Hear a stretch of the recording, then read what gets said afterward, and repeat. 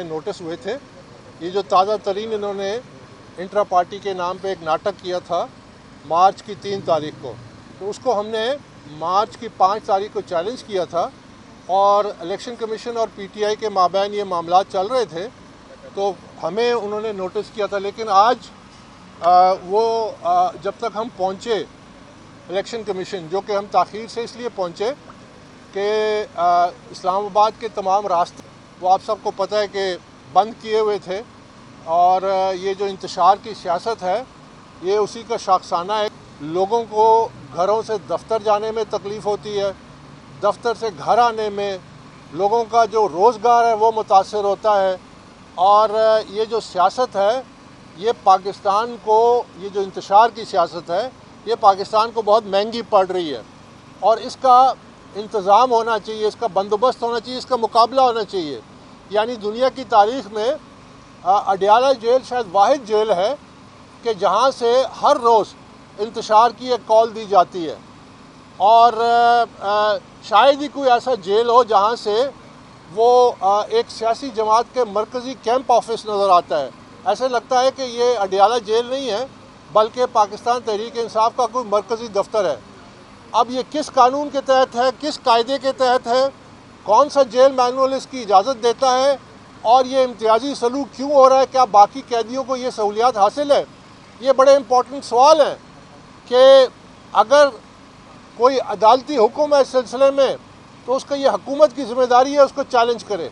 हुकूमत की ज़िम्मेदारी है कि वो रिट ऑफ द स्टेट कायम करे। बल्कि हम तो ये समझते हैं और मैंने ये कहा भी है कि पाकिस्तान में ये जो इंतशार की सियासत है इसमें ये जो तेज़ी आई है इसके बड़े मकासद हैं। ये एक बैनुल-अक़वामी एजेंडा है पाकिस्तान को डिस्टेबलाइज़ करने के लिए। आने वाले दिनों में यहाँ एक बहुत बड़ी कॉन्फ्रेंस होने जा रही है जिसमें बड़े अहम रहनुमा पाकिस्तान तशरीफ़ लाएंगे और यकीनन उस कॉन्फ्रेंस के नतीजे में पाकिस्तान की मईशत पे मस्बत असरात पड़ेंगे। इसीलिए ये जो इंतशार है इसमें शिद्दत आ गई है। इसीलिए ऐसे जिरगे भी मुनक़्क़द किए जा रहे हैं जिसमें ऐसे अंदाज़ा है कि जो वहाँ से मामलात निकलेंगे वो पाकिस्तान के हक़ में नहीं होंगे। तो ये अवामी एजेंडा है जिस पे अमल हो रहा है, लेकिन वो तो हमें समझ आती है। हम ये समझते हैं कि अगर कानून पास करना है कानून पास करें, अगर कोई ऑर्डिनेंस पास करना है तो ऑर्डिनेंस पास करें। कि जब इस्लामाबाद में जो कि दारुल खिलाफा है कोई अहम शख्सियत गैर मुल्की यहाँ पाकिस्तान तशरीफ़ लाएँ या कोई अहम कॉन्फ्रेंस जैसे कि आने वाले दिनों में कॉन्फ्रेंस होने जा रही है, तो कानूनन इस्लामाबाद कैपिटल टेरिटरी में किसी किस्म के जुलूस जलसे धरने पे पाबंदी होनी चाहिए। क्योंकि अगर ये कहते हैं कि एहतजाज करना, जुलूस निकालना, धरने देना उनका आइनी हक़ है, तो मैं पूछता हूँ कि क्या ये वाहिद आइनी हक़ है जिसकी तहफ़्फ़ुज़ ज़रूरी है? क्या लोगों की सेहत की सहूलियात बेहतर करना, तालीम की सहूलियात बेहतर करना, रोज़गार के मौक़े पैदा करना, इन्फ्लेशन को नीचे लेके आना, अमन व अमान करना, ये भी बुनियादी आइनी हकूक़ हैं। इनका तहफ़्फ़ुज़ कौन होगा करेगा? और इनका तहफ़्फ़ुज़ करने में जो असरात होते हैं इस किस्म की इंतशार की सियासत से, जो इंतशार की सियासत से ये बुनियादी आइनी हकूक़ पे जो कदगनें लगती हैं, जो कि पाकिस्तान भुगत रहा है कई सालों से, 10 साल से ज़्यादा अरसा हो गया। इन्होंने अगर आखिरी मौका है मेरे नज़दीक केपी में जो इनको मौका मिला है हुकूमत का, इसके बाद इनको ये मौका नहीं मिलेगा। ये पहले पाकिस्तान की वफाकी हुकूमत भी थी, आज़ाद कश्मीर में भी थे, पंजाब में भी थे, गिलगित में भी थे, लेकिन ये इंतशार की पॉलिसी की वजह से अब सिर्फ खैबर पख्तूनख्वा में रह गए हैं और यहाँ भी ज़्यादा देर नहीं रहेंगे। क्योंकि जो सियासत हो रही है ये इंतशार की सियासत, पाकिस्तान इसका मुतहम्मिल नहीं हो सकता और इसके सामने एक भरपूर किरदार अदा करना चाहिए। तमाम इदारों को जो आइनी और कानूनी रास्ते मौजूद हैं उसको इस्तेमाल करना चाहिए और भरपूर इसका मुकाबला करना चाहिए। अब मैं ये कहना चाहता हूँ कि आज हम यहाँ आए थे और इलेक्शन कमीशन ने हमें इत्तला मिली है कि वो मौखर कर दी है और 22 तारीख को अब अगली पेशी है। तो मैं ये कहना चाहता हूँ कि ये जो इंट्रा पार्टी का मामला है ये जमहूरियत की बुनियाद है। इंट्रा पार्टी इलेक्शन जो है जमातों में करना, जब तक एक फ़ाल निज़ाम कायम नहीं होगा पाकिस्तान में क़यादत का मसला हल नहीं होगा। पाकिस्तान में सही शफाफ क़यादत सामने नहीं आएगी और ये जो वर्करों का जो बुनियादी आइनी हक है कि वो अपनी क़यादत का इंतखाब करें, जब एक जमातें जब अपने आप को जमहूरी कहती हैं तो ये वर्कर को वो आइनी हक देने से क्यों कतराती हैं? क्योंकि वो बादशाह चाहती हैं, क्योंकि हमारी सियासी जमातों में बादशाहते हैं, ख़ानदानी बादशाहते हैं, शख्सी बादशाहते हैं। ये जो सियासी जमातें हैं ये महज एक सीढ़ी है इक़्तिदार पे आने के लिए। इससे कोई वास्ता नहीं कि ये अच्छी क़यादत लेके आए लोगों के सामने, जो कि उनकी बुनियादी ज़िम्मेदारी है।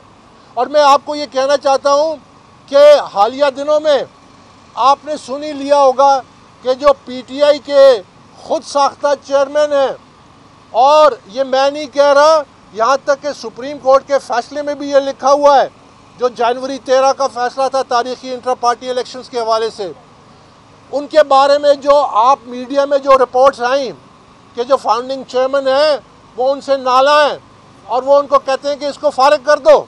ये मीडिया की इत्तलात है, आप सब जानते हैं। अब आप अंदाज़ा लगाइए कि एक पार्टी का अगर चेयरमैन जेन्युइनली इलेक्टेड होता तो उसको कोई इस तरह कह सकता था? उसकी ये इज़्ज़त है, उसकी ये हैसियत है, उसको इस तरह का सलूक कोई करता है कि खड़े खड़े कहते हैं कि इसको निकाल दो? तो उनको पता है कि यहाँ पे कोई इंटर पार्टी इलेक्शन नहीं है। ये तो अगर कोई कच्ची का तालिब इल्म हो, कोई दूसरी जमात का, और कोई गलती करे तो उस्ताद भी उसके साथ ये सलूक नहीं करता। वो इसलिए कि पार्टी में मुकम्मल बादशाहत है और हमने इसको जमहूरी इदारा बनाना है, हमने इसको वर्कर्स की पार्टी बनाना है, हमने वर्कर्स का ये जो आइनी हक है ये तस्लीम कराना है कि वो अपनी मर्ज़ी से इंतखाब करें। और यही वो जंग है जो हम लड़ रहे हैं। और मैं आपको मिसाल देता हूँ कि हम यहाँ पे कहते हैं कि हमारा पार्लिमानी निज़ाम है, तो पार्लिमानी निज़ाम जो मदर ऑफ़ पार्लियामेंट्री डेमोक्रेसी है वो तो बरतानिया है। तो बरतानिया में तो 1 दर्जन से ज़्यादा वज़ीर आज़म इंट्रा पार्टी इलेक्शंस के ज़रिए तब्दील हुए।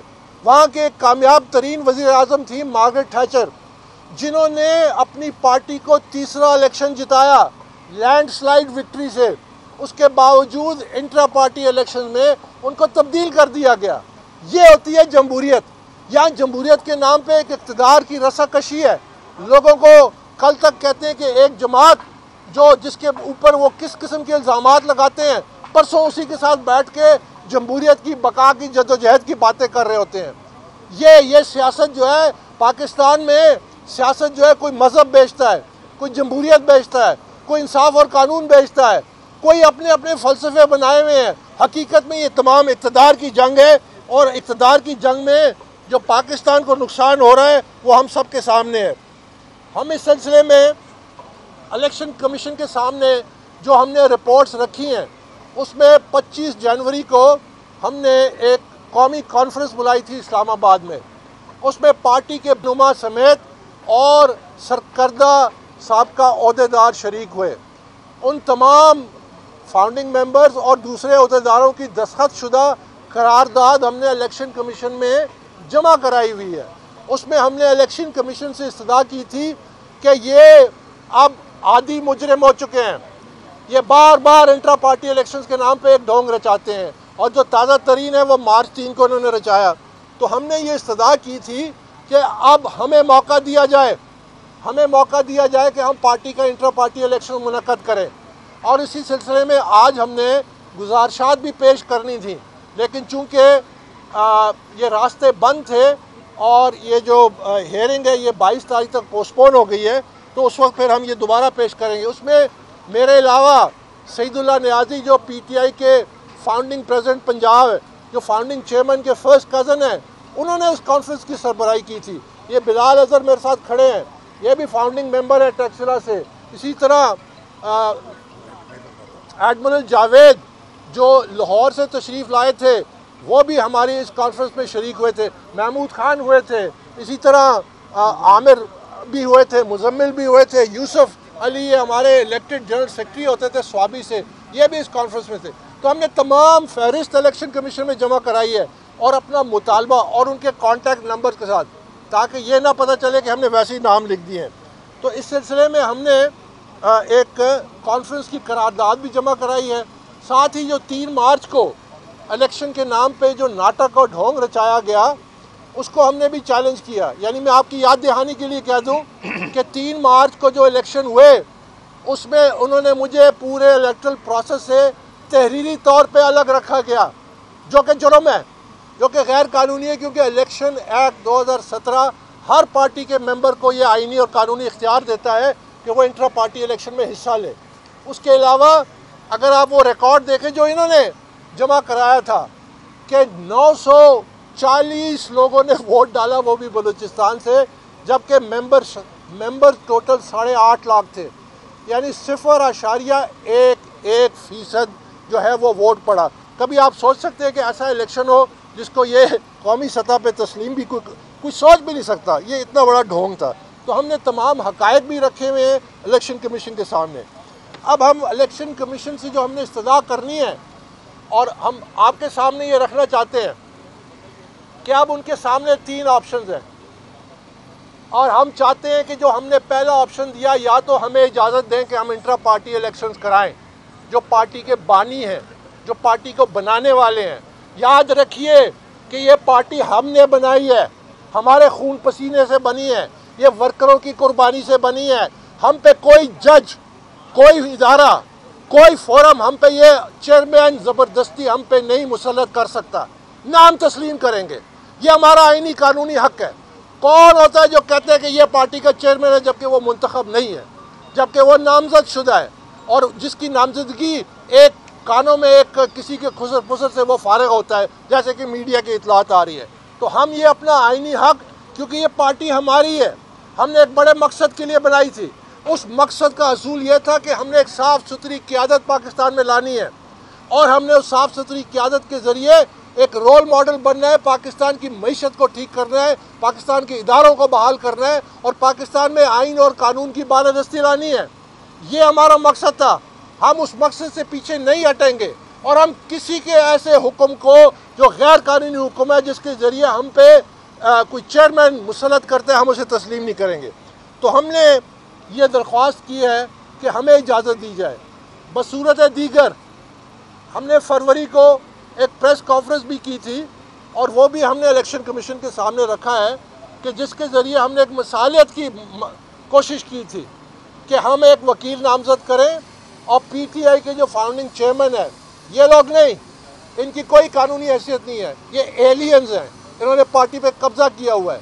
जो फाउंडिंग चेयरमैन है वो नामज़द करें वकील और उसके बाद हम टर्म्स ऑफ रेफरेंस बनाएं और एक बातचीत का अमल शुरू हो, ताकि पार्टी का ये जो उलझाव है जो कि बढ़ता जा रहा है। आप याद रखिए कि अगर ये मेरी तजवीज़ मान लेते तो ये तमाम मसाइल जो अब एक आइनी बहरान का शक्ल इख्तियार कर चुके हैं।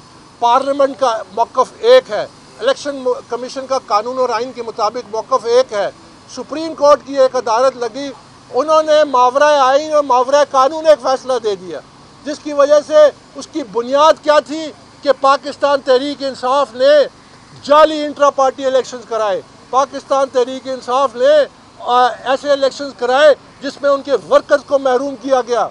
और ये हमारी बदकिस्मती है कि ये जो बाकी जमातों के वर्कर हैं, अगर ये मुकाबला करें अपनी जमातों में तो तमाम जमातों में शफाफ इलेक्शन होने का उम्मीद बनती है। हमने पाकिस्तान तहरीक इंसाफ एक मुख्तलिफ जमात बनाई थी, इसलिए हमारे अंदर अभी तक वो जज्बा है कि हम बुनियादी असूलों पर लड़ेंगे, इसीलिए हम खड़े हैं और आखिरी वक्त तक खड़े रहेंगे कि इसको हमने एक जमहूरी इदारा बनाना है। तो हम ये एक जो मीडिएशन की ऑफ़र थी, ये भी हमने इलेक्शन कमीशन के सामने रखी है। और अगर ये तमाम 2 सूरतें, यानी या हमें इजाज़त दें फाउंडर्स को जिन्होंने पार्टी बनाई है, हम इंट्रा पार्टी इलेक्शन कराएं, मीडिएशन का एक रास्ता दिया, और अगर ये तमाम तजावीज़ नहीं कबूल की जाती, मुस्तरद की जाती हैं, तो फिर कानून तो मौजूद है, full force of the law apply करें इर्रिस्पेक्टिव ऑफ द कॉन्सिक्वेंसेस। क्योंकि जब तक आप इस कानून को मुकम्मल नाफिज नहीं करेंगे, जब तक ये इस्लाह का रास्ता जो है ये इसी तरह खेलते रहेंगे, बार बार एक रिग्ड इंट्रा पार्टी इलेक्शन कराएंगे और हम उनके रास्ते में हमेशा खड़े रहेंगे दीवार की तरह, जब तक अपना असूली मौक़िफ़ ना हासिल कर ले। बहुत बहुत शुक्रिया। बाबर साहब, जितना हम समझे हैं, आपका कहने का मतलब ये है कि आपने इलेक्शन कमीशन को रिटन में दरख्वास्त दी है कि वो आपको इजाज़त दें कि आप इंतखाबात कराएं, PTI के इंट्रा पार्टी। हमने जो कौमी कॉन्फ्रेंस की थी 25 जनवरी को, उस हवाले से 27 जनवरी को हमने कॉन्फ्रेंस की करारदाद और कॉन्फ्रेंस में जो शुरका थे उनके दस्तखत, उनके कॉन्टैक्ट नंबर्स, जिसमें तमाम बानी जो थे और जो साबका ओहदेदार थे उनकी लिस्ट मुहैया की और उस करारदाद में हमने ये लिखा है कि ये पार्टी के जो इस वक्त मौजूदा जो अपने आप को खुद साख्ता जो रहनुमा समझते हैं, ये बार बार वही काम कर रहे हैं। ये अब एक जिस तरह कहते हैं ना कि आदी हो चुके हैं इस काम में जो कि गैर कानूनी है। तो इनसे ये तवक्को करना कि ये अब दोबारा एक इंट्रा पार्टी इलेक्शन कराएंगे, ये नामुमकिन है। इसलिए हमने उनको ये तजवीज़ दी थी। लेकिन अब ये इलेक्शन कमीशन, देखिए आपको याद होगा कि फरवरी 8 का जो इलेक्शन था उसकी तारीख पे तातुल था। इलेक्शन कमीशन और प्रेसिडेंसी के दरमियान में एक तातुल था, तो सुप्रीम कोर्ट ने एक मीडिएशन का किरदार अदा किया। हालांकि सुप्रीम कोर्ट के ये रोल में नहीं है आईनी ना कानूनी कि वो मीडिएशन करे, लेकिन जमहूरियत के लिए उन्होंने मीडिएशन की और फरवरी 8 की तारीख सामने आई। इसी तरह हम इलेक्शन कमीशन से हमने ये दरख्वास्त की है कि आप इनको एक मौका दें। ये लोग इलेक्शन अब नहीं करा सकते, या हमें मौका दें, या मीडिएशन का रास्ता इख्तियार करें, या फिर कानून मुकम्मल तौर पर नाफिज करें। ये 3 ऑप्शन हैं।